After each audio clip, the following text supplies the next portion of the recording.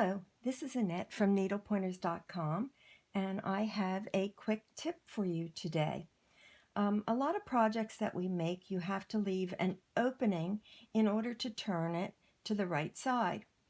And sometimes you forget that you need the opening. So one quick tip is to where you want the opening to be, you would put 2 pins at each end.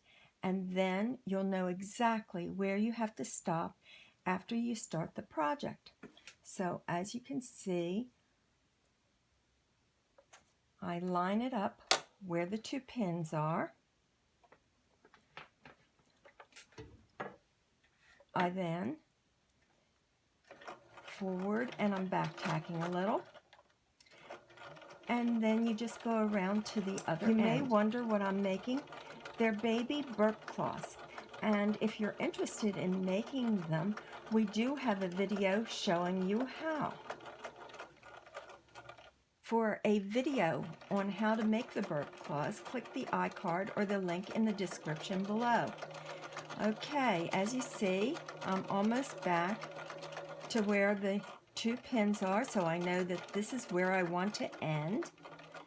I'm going to just go up. I'm going to remove the pins and back tack.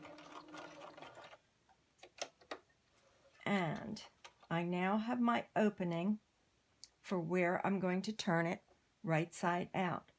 I hope that you enjoyed this video. Please like, share, and comment. Subscribe to our YouTube channel. Follow us on Facebook, Pinterest, and Twitter.